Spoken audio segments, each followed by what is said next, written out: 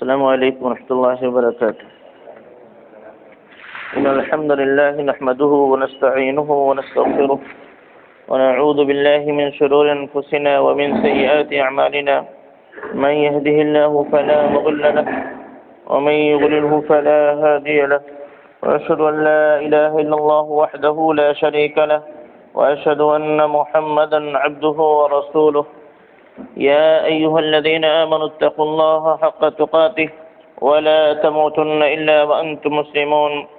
يا أيها الناس اتقوا ربكم الذي خلقكم من نفس واحدة وخلق منها زوجها وبث منهما رجالا كثيرا ونساء واتقوا الله الذي تساءلون به والأرحام إن الله كان عليكم رقيبا.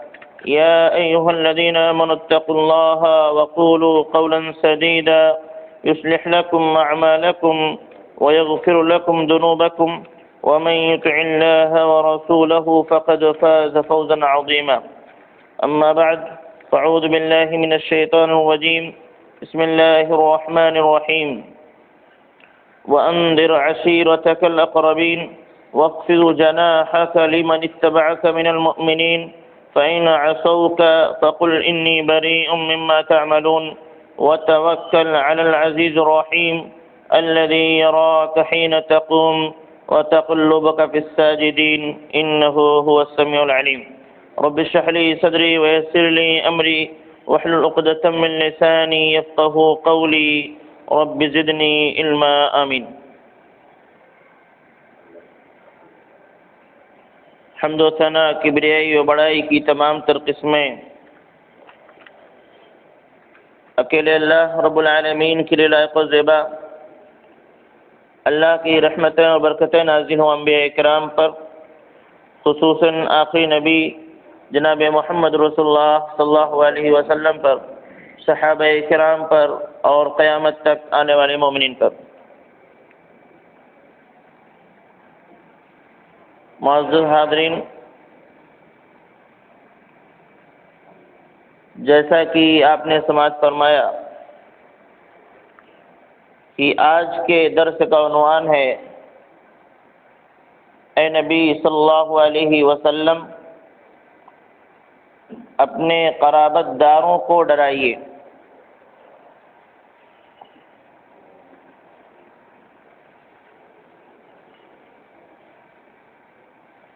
قبل اس کے کہ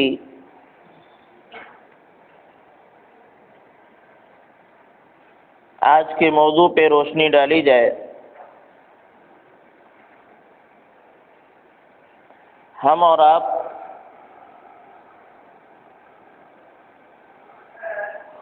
ایک عزم کریں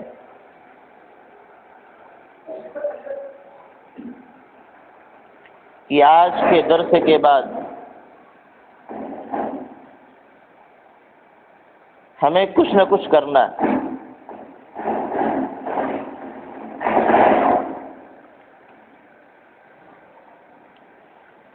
یہ ارادہ، یہ نیت، یہ ارادہ کر لیں، یہ نیت کر لیں کہ آج کا درس سننے کے بعد ہمیں اس کے مطابق کچھ نہ کچھ عمل کرنا ہے.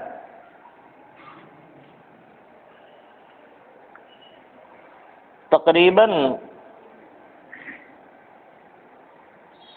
37 درس ہو چکے ہیں.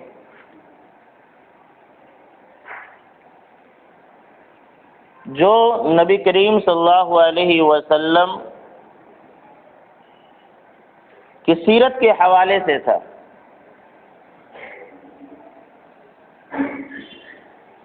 آپ کی زندگی کے حوالے سے تھا.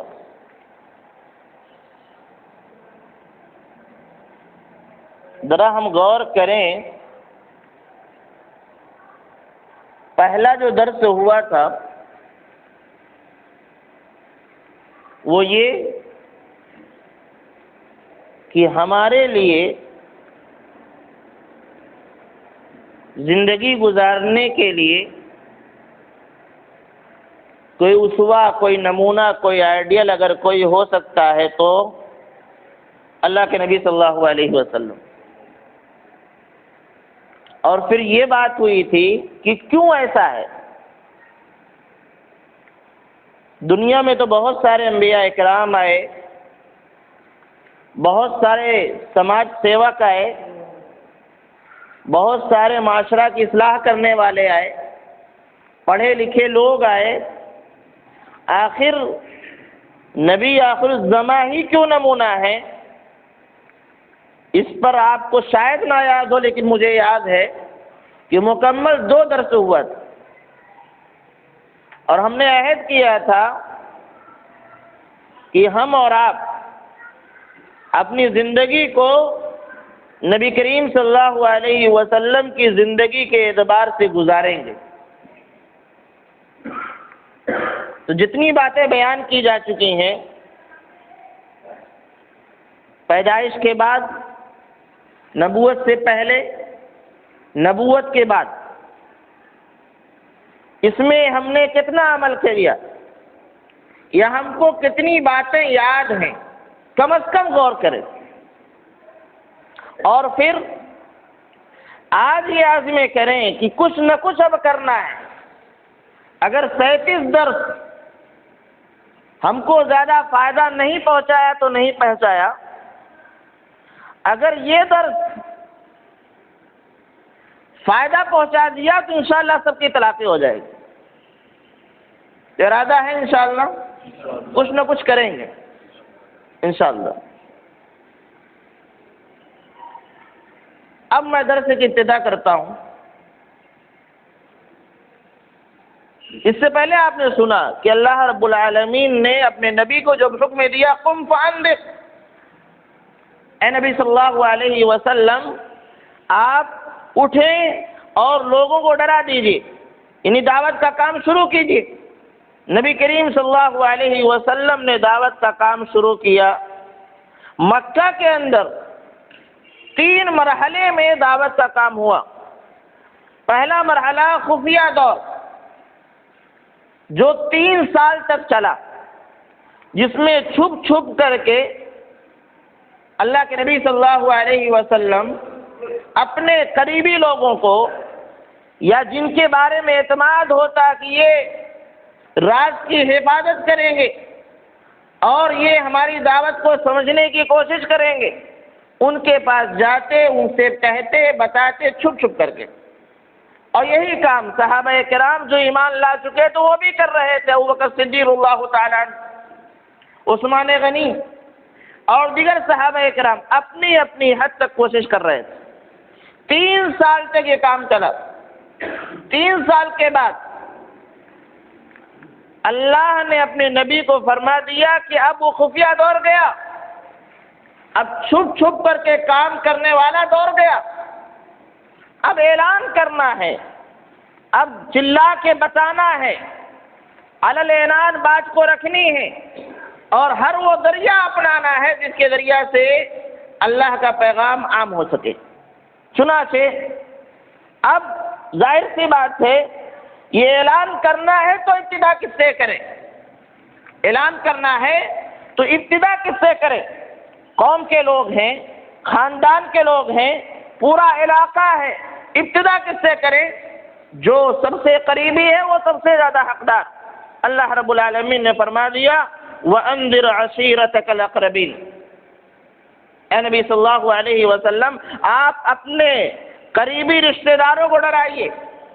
ایک حکم وَاخْفِضْ لَهُمَا جَنَاحَ الذُّلِّ مِنَ الرَّحْمَةِ، وَاخْفِضْ لَهُمَا، اور ان میں سے جو مومن ہو جائیں، وَاخْفِضْ لَهُمَا مَنِ اتَّبَعَكَ مِنَ الْمُؤْمِنِينَ وَأَنذِرْ عَشِيرَتَكَ الْأَقْرَبِينَ وَاخْفِضْ جَنَاحَكَ لِمَنِ اتَّبَعَكَ مِنَ الْمُؤْمِنِينَ، اور جو لوگ مومن ہو کر کے آپ کی پیروی کرنے لگ جائیں ان کے ساتھ نرمی کا برتاؤ کرے۔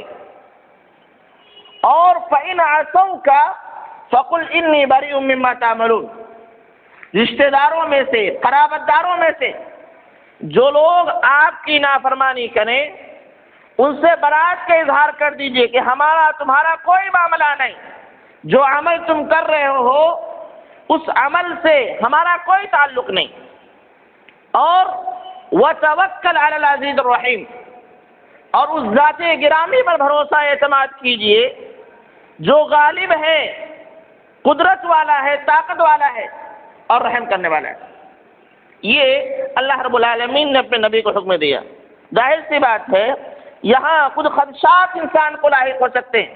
ہم سے کہا جائے کہ اپنے خاندان کے لوگوں کو ڈرائیے جو شرک کر رہے ہیں، جو بدعات میں ہیں، جو نافرمانی کے کام کر رہے ہیں، ان کو ڈرائیے، تو شاید ہمارے ذہن میں یہ بات آئے کیا کہ اگر ہم کہیں تو فلاں فلاں مخالف ہو جائے گا، فلاں فلاں ایسے ایسے ہو جائیں گے، وہ ہم کو دور کر دیں گے، بائیکاٹ کر دیں گے۔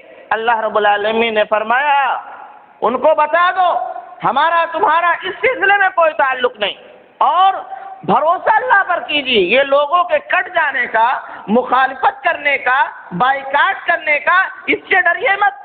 اللہ کی ذات گرامی پر بھروسہ اعتماد کیجیے، اور وہ ذات ایسی ذات ہے جو ہمیشہ آپ کو اپنی نگاہوں میں رکھتی ہے، اور کہیں بھی کوئی بات آئے گی وہ حفاظت کرنے والی ہے۔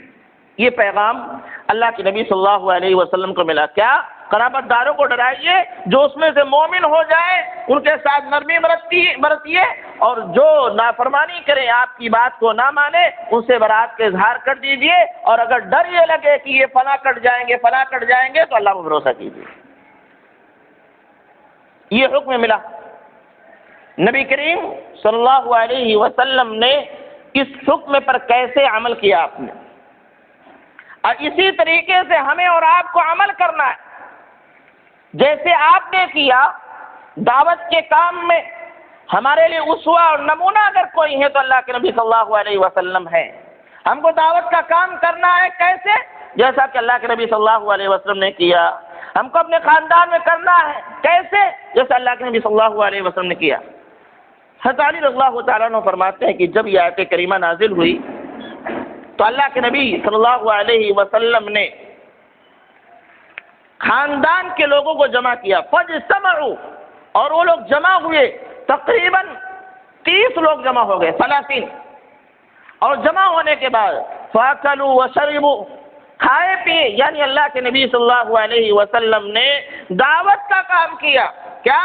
دعوت دے کے دعوت کا کام کیا، کھانے پینے کا بندوبست کیا، ان کو دعوت پر بلایا، کھانے پہ بلایا، اور اس کے بعد جب کھا پی چکے تو اس میں اللہ کے نبی صلی اللہ علیہ وسلم نے اپنی دعوت پیش کی۔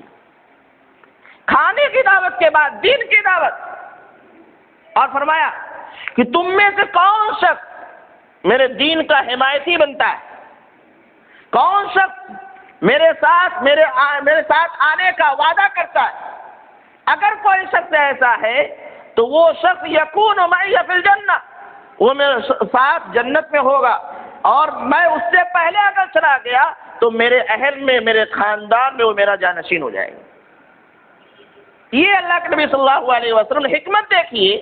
پہلے دعوت، آج یہی کام کیا جاتا ہے لیکن دین کے لیے نہیں کیا جاتا۔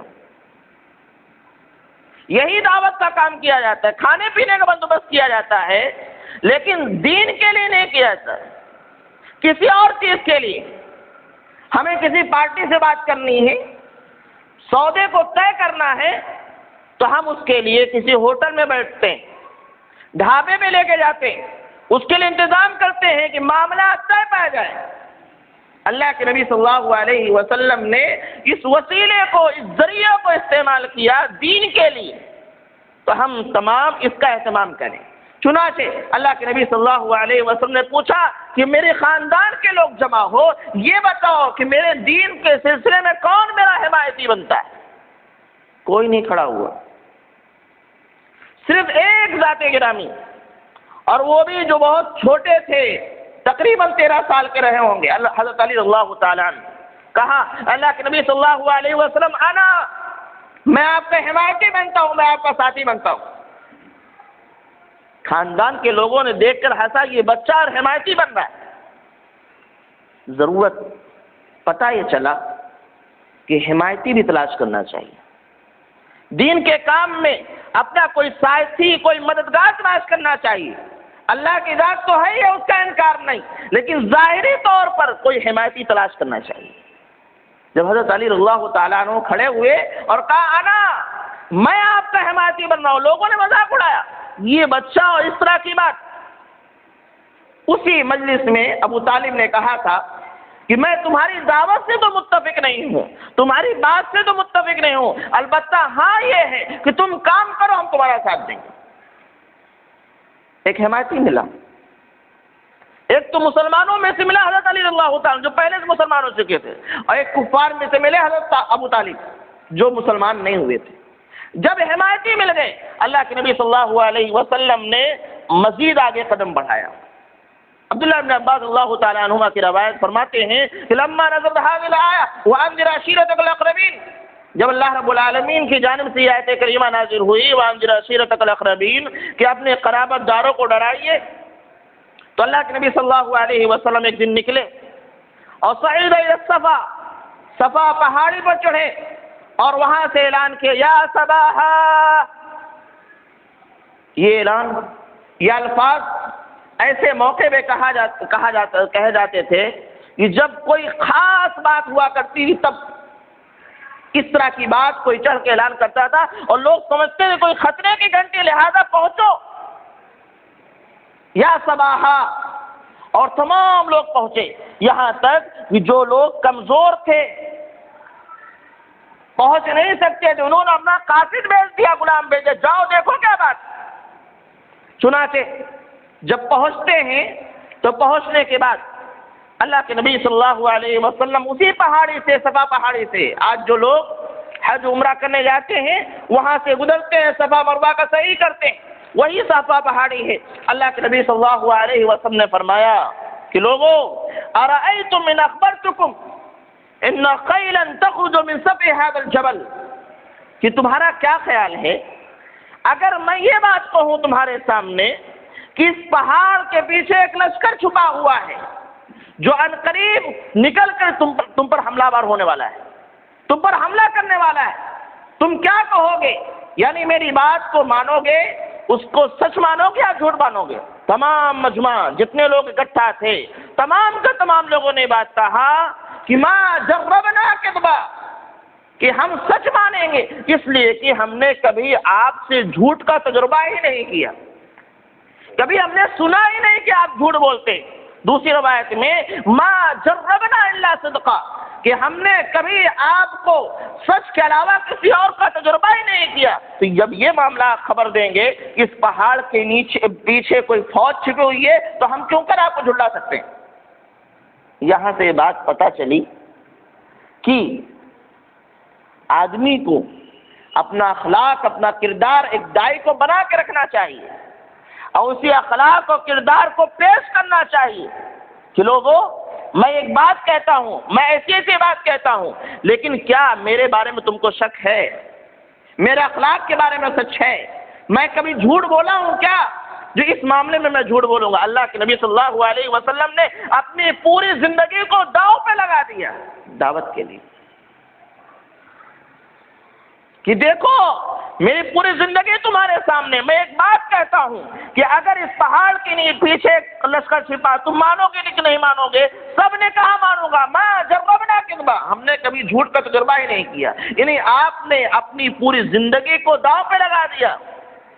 جب دیکھا کہ معاملہ ایک دم صحیح ہے، حکمت دیکھیے، ایک دم ماحول سازگار ہو گیا، سب ماننے کو تیار، اس موقع پہ فرمایا کہ لوگوں میں تم کو ڈراتا ہوں، انی اخاف علیکم عذاب یوم عظیم، میں تم پر ایک بڑے دن کے عذاب سے خوف کھاتا ہوں۔ کیا مطلب؟ اگر تم ایک اللہ کی عبادت نہ کیے، اگر تم نے شرک کا راستہ اپنایا تو ایک دن آئے گا جو سخت عذاب ہوگا، اس سے میں تم کو ڈراتا ہوں۔ تم کو ابھی تک ایک فوج سے ڈرانے کی میں نے بات کی تھی کہ ایسا ہوگا ایسا ہوگا، تم اس کے متعلق ہمیں مانتے ہو کہ میں سچا ہوں، تو سنو میں کس بات سے ڈرا رہا ہوں، ایک بڑے دن کے عذاب سے ڈرا رہا ہوں، لہذا اس میں تم ہم کو سچ مان رہو، اس میں بھی سچ مانو۔ تمام مجمع خاموش تھا، ایک بدبخت تھا جس نے کہا تبا لک، تیری بربادی ہو، ما جمعتنا الا لہذا، کیا تم نے مجھ کو ہم تمام کو اسی نے جمع کیا تھا، اسی بات کو سنانے کے لیے؟ لہذا اس نے اللہ کے نبی صلی اللہ علیہ وسلم کو بد دعا دیا، اور اللہ رب العالمین نے جیسا کہ کہا کہ اے نبی آپ ڈریے گا مت، وتوکل علی العزیز الرحیم، ایک غالب رحمت والے رب پر تم بھروسہ کرو، اور رب تم کو دیکھ رہا ہے، تمہاری رہنمائی فرمائے گا۔ جیسے ادھر بد دعا دیا، اللہ رب العالمین نے اپنے نبی کی مدد، اس کی حمایت کے لیے تبت یدا ابی لہب نازل فرما دیے۔ پتہ یہ چلا اس واقعے سے یہ قرابت داروں کو ڈرایا کیسے جائے، کیسے ان تک بات پہنچائی جائے۔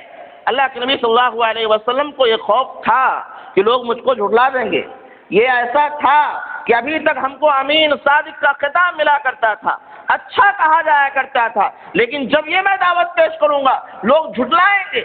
آج کتنے لوگ ہیں اپنے معاشرے میں ایک اچھے اگر ہیں تو بہت ساری چیزوں سے چشم پوشی کرتے ہیں، بولتے نہیں، کیوں؟ اگر بولے تو لوگوں کی نگاہ میں ہم برے ہو جائیں۔ اللہ کے نبی صلی اللہ علیہ وسلم کے دل میں بھی یہ بات تھی، ظاہر سی بات ہے ان کے پورے سماج، اس کے پورے سسٹم کے خلاف یہ بات جا رہی تھی کہ تم اگر اس کو نہیں مانے تو عذاب آ جائے۔ لہذا یہ ڈر تھا کہ برا ہوا، اور لوگوں نے برا کہا، وہی بد دعا دینا شروع کیا جو ابھی تک بد دعا آپ کے خلاف کوئی اور دیتا تو آپ کے حمایتی بن جاتے، لیکن آج لوگ ان کو بد دعا دینے لگے۔ اور یہ بھی پتا چلا کہ خاندان میں کوئی نہ کوئی ایسا ضرور ہوگا جو مخالفت کرے گا، خاندان ہی کا کوئی نہ کوئی ایسا ضرور ہوگا، ہمیشہ رہا ہے۔ اللہ کے نبی صلی اللہ علیہ وسلم کے ساتھ بھی رہا، اور بعد میں بھی یہ بات تھا، اور پہلے بھی تھا۔ حضرت لوط علیہ السلام، حضرت نوح علیہ السلام، ہر کے خاندان میں کوئی نہ کوئی ایسا تھا جو مخالفت کیا۔ لہذا اس بات سے خوف نہ کھاؤ کہ فلاں مخالف، فلاں مخالف، فلاں مخالف۔ اور ایک بات اور، ذرائع جو بھی ہو سکتے ہیں دعوت کے، اس کو اپنانا چاہیے۔ اس حدیث کے اندر آپ نے دیکھا کہ اللہ کے نبی صلی اللہ علیہ وسلم نے اپنی بات کو پہنچانے کے لیے سب سے اعلیٰ طریقہ اپنایا تھا کہ اس دور میں جب سب سے اہم بات ہوا کرتی تھی تب پہاڑ پر چڑھ کر کے یا صباحہ کی صدا بلند کی جاتی تھی، لہذا اسی طریقے سے آپ نے بھی اپنی دعوت کو بلند کرنے کے لیے اس طریقے کو اپنایا۔ آج کے دور میں میڈیا کا دور ہے، جہاں سے لوگوں کی بات سنی جاتی ہے، ایک داعی کو اسلام کی دعوت کو پھیلانے کے لیے اس کا استعمال کرنا چاہیے، چاہے پرنٹ میڈیا ہو، چاہے الیکٹرانک میڈیا ہو، کوئی بھی میڈیا ہو، جہاں سے ہماری بات پہنچ سکتی ہے اس کا استعمال کرنا چاہیے۔ اللہ کے نبی صلی اللہ علیہ وسلم نے اس حدیث کے اندر ہمیں پیغام دیا۔ ایک اور روایت کہ کس طریقے سے وَأَنذِرْ عَشِيرَتَكَ الْأَقْرَبِينَ پر اللہ کے نبی صلی اللہ علیہ وسلم نے عمل فرمایا۔ یہ روایت حضرت ابو ہریرہ اللہ تعالیٰ عنہ کی ہے کہ اللہ کے نبی صلی اللہ علیہ وسلم نے ایک دن تمام قریشیوں کو جمع کیا، عامہ و خاصہ، جو عام جو ہے قریشی تھے۔ قریش بہت بڑا قبیلہ، جیسا کہ واقعہ گزر چکا ہے، اس میں بہت ساری شاخیں تھیں۔ اللہ کے نبی صلی اللہ علیہ وسلم نے سب کو جمع فرمایا، اور جمع فرمانے کے بعد ایک ایک کو مخاطب کیا، فقال یا بنی کعب بن لؤی، اپنے آپ کو انقذوا انفسکم من النار، اے کعب بن لؤی کے خاندان والوں، اے اس گھرانے کے لوگوں، اپنے آپ کو جہنم کی آگ سے بچاؤ۔ یا مرہ بن کعب انقذوا انفسکم من النار، یا بنی عبد شمس انقذوا انفسکم من النار، یا بنی عبد مناف انقذوا انفسکم من النار۔ اس طریقے سے تمام جتنے شاخیں تھیں سب کو پکارا، آخر میں کہا یا بنی عبد المطلب، اے ابو عبد المطلب کے خاندان والوں، انقذوا انفسکم من النار، اپنے آپ کو جہنم کی آگ سے بچا لو۔ حضرت فاطمہ رضی اللہ تعالیٰ عنہا کو خطاب کیا، لاڈلی بیٹی، چہیتی بیٹی، قریبی بیٹی، دل کے ٹکڑوں کو مخاطب کیا، یا فاطمہ انقذی انفسک من النار، اپنے آپ کو جہنم کی آگ سے بچا لو، میں تمہارا کوئی کام آنے والا ہے۔ فإنی لا أملك لكم من الله شيئا، اللہ کے مقابلے میں میں کسی کا کوئی بھی کچھ بھی کام آنے والا نہیں۔ ہاں، ہمارے اور تمہارے جو درمیان رشتہ داری ہے، قرابت داری ہے، اس قرابت داری کو میں نبھاتا رہوں گا۔ یہاں پیغام کیا ملا؟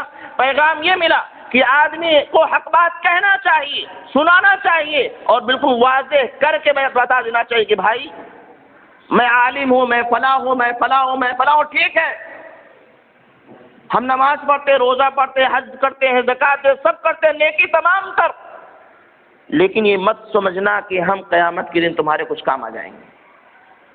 اللہ کے نبی صلی اللہ علیہ وسلم فرما رہے ہیں، اپنی چہیتی بیٹی سے فرما رہے ہیں کہ میں تمہارے کوئی کام آنے والا نہیں۔ آج تو امت کو گمراہ کیا جاتا ہے کہ فلاں کام آ جائے گا، فلاں کام آ جائے گا، اس کا تھامو، اس کا تھامو، ایسا ہو جائے گا، ویسا ہو جائے گا، ان سے بیعت، ان سے بیعت، ان سے بیعت، ایسا کر دیں گے۔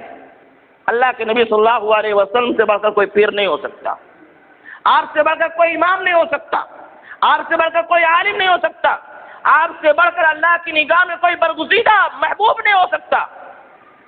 جب آپ اپنی چہیتی بیٹی کے بارے میں فرما دیں کہ میں تمہارے کوئی کام نہ آؤں گا، تو دنیا کا کوئی بھی شخص کتنا بھی دعویٰ کر لے، یہ جھوٹ ہے، اکثری جھوٹ ہے، اس سے بڑا جھوٹ اور کچھ نہیں ہو سکتا۔ نبی اپنے بیٹی کے کام نہ آ سکے اور کوئی امتی کہے کہ میں تمہارے کام آ جاؤں، یہ ہو ہی نہیں سکتا۔ یہ تو نبی سے آگے بڑھنے والی بات ہو گئی۔ اور معاملہ یہ ہے کہ امت اس طرح سوئی ہوئی ہے، ان کو جو سنا دو سب صحیح بات ہے، جو کہہ دو سب صحیح بات ہے۔ ہم یہ نہیں دیکھتے کہ یہ معاملہ اللہ کے نبی سے بڑھایا جا رہا ہے۔ اللہ کے نبی اپنے چہیتی بیٹی کے کام نہیں آ رہے، اپنے خاندان والوں کے کام نہیں آ رہے، اور لوگ ہم کو بتاتے ہیں کہ تم ہمارے ساتھ آ جاؤ فلاں کام آ جائیں گے۔ یہ جھوٹ ہے، بہت بڑا جھوٹ ہے۔ چنانچہ معلوم یہ ہوا کہ دعوت ایک دم واضح ہو جانی چاہیے، اس میں کوئی سوچنے سمجھنے کی بات نہ رہ جائے کہ ایسا ہوگا ویسا ہوگا۔ اور آج بہت سارے لوگ دعوت کا کام کرتے ہیں چھپا چھپا کر، آدھا کرتے ہیں آدھا بچاتے ہیں، اپنے آپ کو کھل کے نہیں بتاتے میں کون ہوں، چھپا چھپا کے بات نہیں، واضح کرو۔ اللہ کے نبی صلی اللہ علیہ وسلم نے واضح کر دیا کہ میری یہ دعوت ہے، اس میں کوئی جھوٹ نہیں۔ کہیں گے آنے دو، آ جائیں گے اس کے بعد دھیرے دھیرے، نہیں، ایسا نہیں، ان کو دھوکہ مت دو، سچائی بتا دو، سچائی میں طاقت ہے کہ وہ منوا لے گی۔ چنانچہ اللہ کے نبی صلی اللہ علیہ وسلم نے سچی بات بالکل واضح انداز میں بتا دی کہ اس میں کوئی جھوٹ نہیں، کوئی لوچ نہیں۔ میری دعوت یہ ہے کہ اپنے آپ کو جہنم کی آگ سے بچاؤ، میں تمہارا کوئی کام آنے والا نہیں۔ اور دوسری بات یہ پتہ چلی کہ اگر کوئی شخص ہماری دعوت کو نہ مانے تو اب یہ نہیں کہ اس سے دشمنی کی جائے، اس سے بغاوت کیا جائے، اس کی مخالفت کی جائے، نہیں۔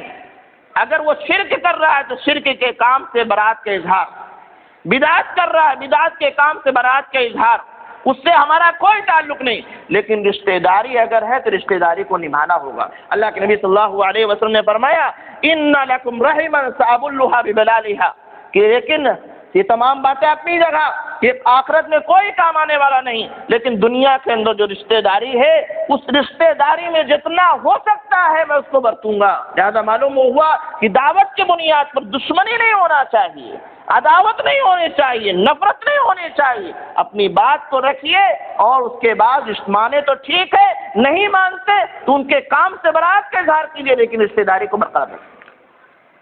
یہ واقعہ ہوا، اللہ کے نبی صلی اللہ علیہ وسلم نے اس طریقے سے دعوت کا کام کیا۔ پہلے میں خاندان کو جمع کیا، دعوت دی، کھانے کی، اور اس کے بعد اپنی دعوت کو پیش کیا۔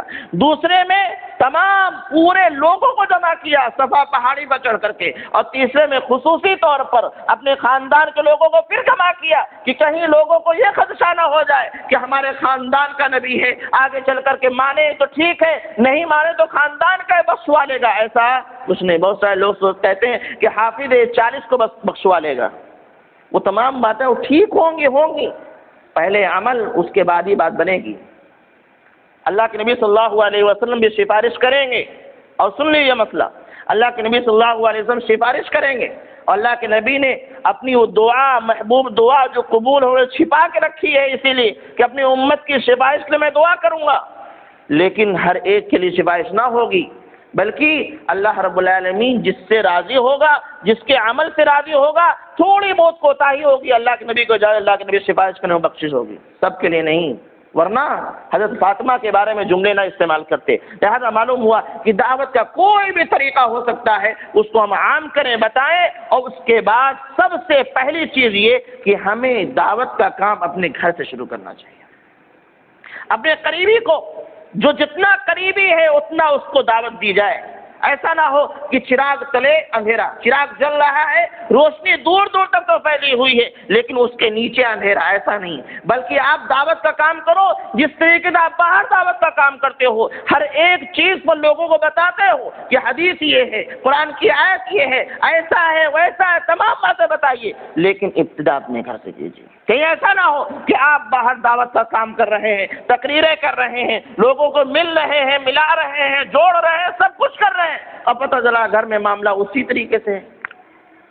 ایسا ہے کہ ہم دعوت کام کرنے میں بہت دور دور چلے جاتے ہیں لیکن ہمارے گھر میں خود گمراہی موجود ہے، لہذا پہلے اپنے گھر سے۔ اللہ کے نبی صلی اللہ علیہ وسلم نے سب سے پہلے اپنے گھر سے دعوت کا کام کیا۔ دوسری بات یہ ہے کہ جو حکمت کے ساتھ دعوت کا کام کیجیے، جس طریقے سے اللہ کے نبی صلی اللہ علیہ وسلم نے حکمت کو اپنایا اور حکمت کے ساتھ اپنے کام کو انجام دیا۔ اور سب سے آخری بات یہ ہے کہ لوگوں، تمام باتیں ہم نے سننے کے بعد اب عمل کی ضرورت ہے۔ ہم میں سے کوئی ایسا نہیں ہوگا جس کا کوئی قریبی نہ ہو، جس کا خاندان نہ ہو، جس کے گھر میں کوئی اپنا قریبی نہ ہو، ایسا کوئی نہیں، سب کے ساتھ ہیں۔ اور ہر ایک غور کر لے کہ ہم سے کہاں کہاں کوتاہی ہو رہی ہے، ہم نے کہاں یہ کام نہیں کیا، کہاں کرنا چاہیے، ہر ایک غور کرے۔ اور اس کے بعد جیسا کہ میں نے شروع میں کہا کہ آج یہ عزم کر کے اٹھے کہ ہم آج کچھ نہ کچھ کریں گے، لوگوں کو بتائیں گے، جو ہمارے پاس اللہ رب العالمین نے علم دیا ہے اس کی روشنی میں ان کو سمجھائیں گے۔ مانے تو ٹھیک ہے، نہیں مانے تو اللہ جانے۔ اللہ رب العالمین نے یہ نہیں کہا کہ منوا لو، اللہ نے کہا پہنچا دو۔ منوانا یہ اللہ کا کام ہے، ہمارا آپ کا کام نہیں، لیکن پہنچائے تو اور حکمت اپنائے۔ کیا کبھی ہم نے اپنے قرابت داروں کو سمجھانے کے لیے ایسی کوئی دعوت دی ہو، یا گھر میں کوئی ایسا سامان کھانے پینے کے ہم لائے ہو کہ جس کے روز اس کو دینے کے بعد جب ماحول سازگار ہو جائے تو اپنی بات پیش کر دیں؟ گھر میں بچوں کے لیے پہننے اوڑھنے کے لیے کوئی چیز لے کر کے آئے تاکہ بچے خوش ہو جائیں، اور اسی روشنی میں ہم دعوت کا کام، کیا کبھی ہم نے ایسا کیا؟ نہیں کیا۔ اس کی ضرورت ہے ہم تمام اپنے لیے کوشش کریں اور دوسروں کے لیے کوشش کریں، اور اس کام کو جیسا اللہ کے نبی صلی اللہ علیہ وسلم نے کیا ہے ویسے پہنچانے کی کوشش کریں۔ اللہ سے دعا العالمین کہنے سننے عمل کی توفیق دے، ہم تمام کو اس کار خیر میں بڑھ چڑھ کے حصہ لینے کی توفیق عطا فرما۔ آمین۔ ہماری اور ہمارے قرابت داروں کی، تمام مسلمانوں کی اصلاح فرما، آمین۔ تقبل رب العالمین۔ السلام علیکم و رحمۃ اللہ وبرکاتہ۔